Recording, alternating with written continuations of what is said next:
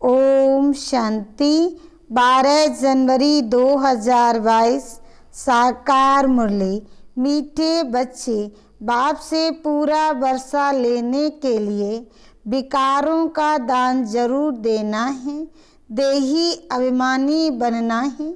मम्मा बाबा कहते हो तो लायक बनो। प्रश्न, आस्तिक बने हुए बच्चे भी किस एक बात के कारण नास्तिक बन जाते हैं?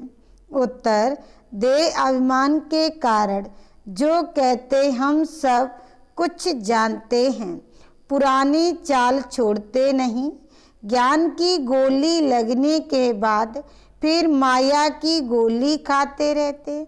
मैं आत्मा हूँ, देही अभिमानी बनना है। इस बात को भूलने से आस्तिक बने हुए भी नास्तिक बन जाते हैं, ईश्वरीय गोद से मर जाते हैं। गीत, आज नहीं तो कल। ओम शांति। बेबी घड़ी है, उसमें भी क्वार्टर, हाफ और फुल दिखाया है। इसमें भी ऐसे हैं, 4 हिस्से हैं, 15-15 मिनट मिले हुए हैं।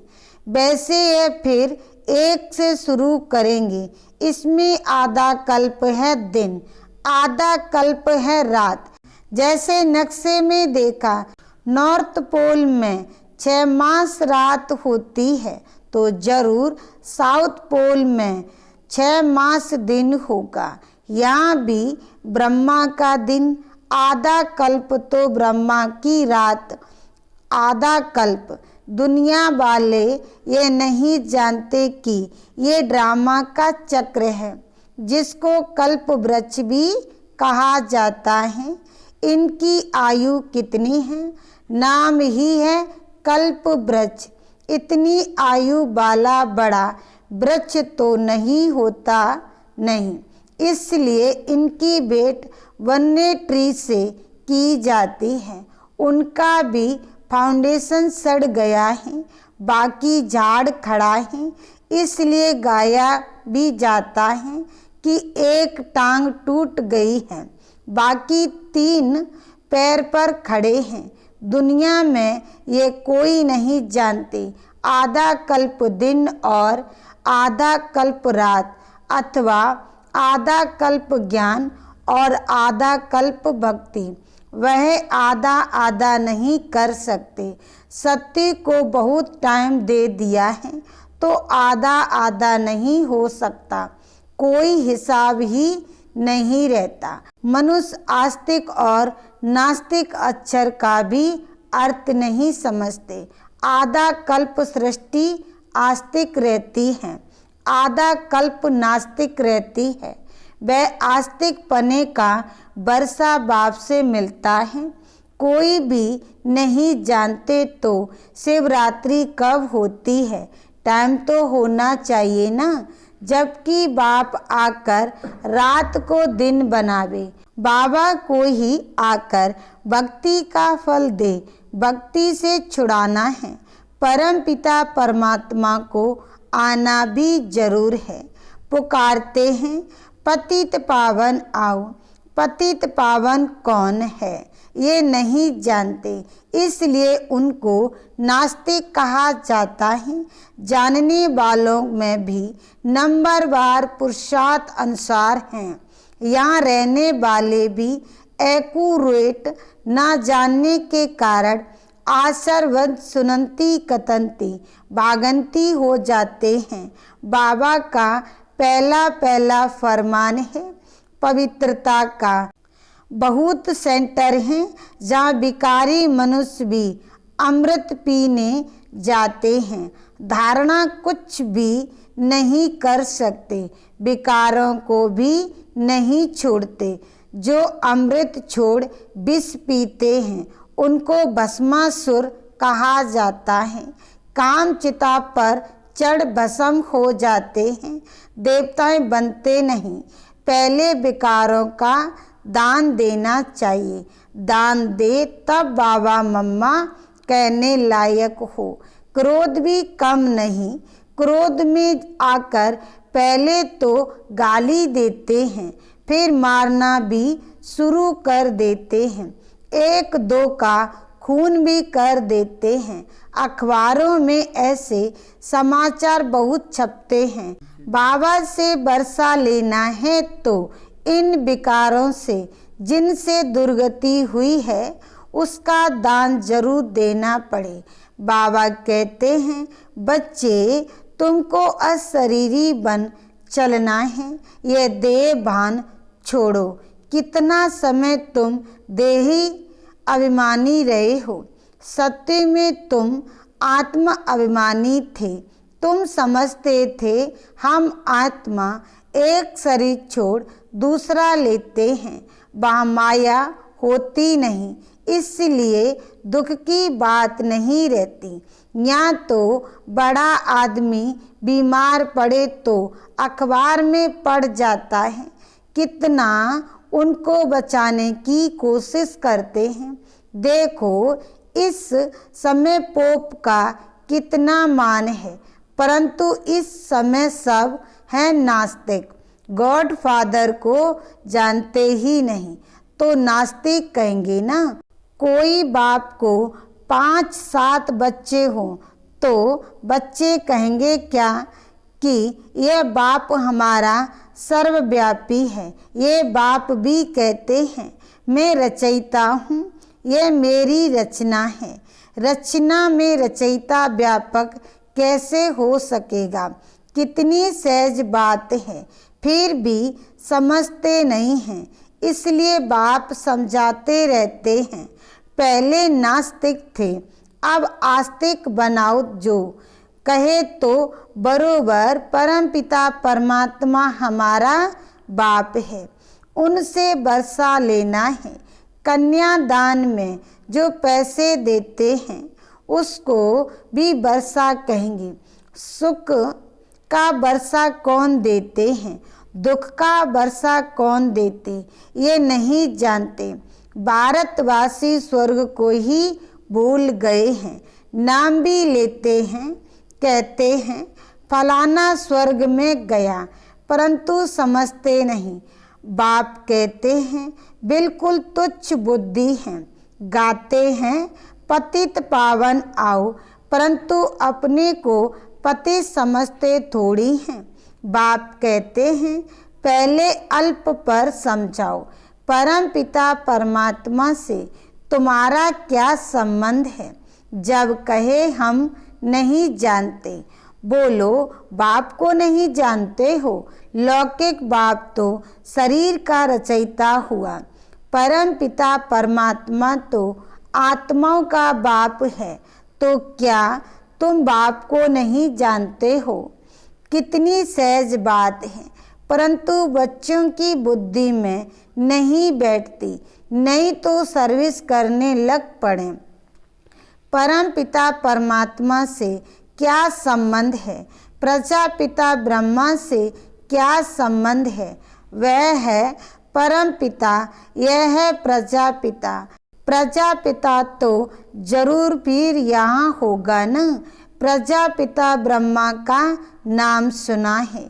निराकार परमात्मा ने सृष्टि कैसे रची? तो प्रजापिता है साकार, उनके बच्चे बी के भी जरूर होंगे, बच्चे ही वर्षे के लायक बनेंगे, परंतु अच्छे अच्छे बच्चे भी युक्ति से समझाते नहीं हैं। नई नई बातें बाबा समझाते हैं, फिर भी बच्चे अपनी ही पुरानी चाल चलते रहते हैं, नई धारणा नहीं करते हैं। देह अभिमान रहता है, कहते हैं हम सब कुछ जानते हैं, परंतु पहली बात न जानने के कारण ही फार गति दे देते हैं। आस्तिक से नास्तिक बन जाते हैं, ईश्वरीय गोद में आकर फिर मर जाते हैं। मम्मा बाबा कहते भी फिर देखो मरते कैसे हैं। गोली लगी माया की अथवा देह अभिमान की और यह मरा। यह है ज्ञान की गोली, वह है माया की गोली। माया ऐसी गोली लगा देती है जो आना ही छोड़ देते हैं। तुम पांडवों की युद्ध माया से हैं। बाप समझाते हैं, मुझे ज्ञान का सागर कहते हैं। ज्ञान सागर से ज्ञान गंगा निकली हैं या पानी की। वहाँ गंगा का चित्र भी देवी का दिखाते हैं, फिर भी बुद्धि में नहीं आता यह कौन है। देवी देवता तो किसको अमृत पिला ना सके। यज्ञ हमेशा ब्राह्मणों द्वारा रचा जाता है। यज्ञ में फिर लड़ाई की बात कहाँ से आई। ये बातें सेंसिबल बच्चे ही समझते हैं, बुद्धू तो भूल जाते हैं। स्कूल में भी नंबरवार तकदीरवान होते हैं। बल स्कूल में 12 मास बैठे रहें परंतु पढ़ाई पर ध्यान नहीं देते तो पढ़ नहीं सकते। बाप तो आत्माओं को पढ़ाते हैं, वे तो मनुष्यों को पढ़ाते हैं। बाप कहते हैं, हे आत्मा सुनती हो और कोई आत्मा से बात नहीं कर सकते। बाप कहते हैं, लकी सितारे समझते हो, तुमको पढ़ाता हूँ, आत्मा ही करती और कराती है। करवन करावन हार आत्मा भी है तो परमात्मा भी है। जैसे आत्मा आत्मा से कराती है, वैसे परमात्मा बाप आत्माओं से कराते हैं।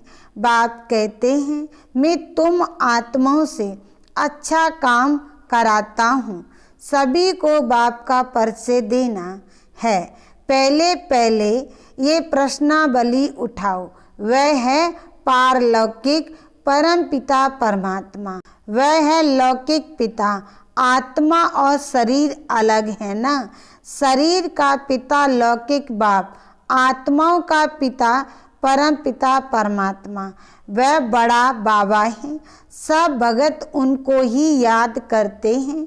सर्व का पतित पावन वह है। आजकल तो अनेक गुरु हैं जो जगत गुरु नाम रखवाते हैं। जगत अम्माएं भी बहुत निकली हैं। यह है सब झूठ। झूठ में सच का पता मुश्किल पड़ता है। बड़े बड़े नाम रख बैठे हैं परंतु सच तो छिप ना सके। कहते हैं सच तो बिठो नच, डांस करते रहो, डांस तो मशहूर है। तुम आस्तिक बन गए, धारणा की तो स्वर्ग में तुम डांस करना, देवताएं भी डांस करेंगी। पति दुनिया है नर्क, तो नर्क को स्वर्ग अथवा पावन दुनिया ये गुरु साधु लोग थोड़ी बनाएंगे। इसको कहा जाता है कुंभी पाक नर्क, स्वर्ग को कहा जाता है शिवालय। पहले तो ये लिखवा लो कि परम पिता परमात्मा हमारा बाप है। उनसे प्रजापिता ब्रह्मा द्वारा ही ब्राह्मणों की रचना रची।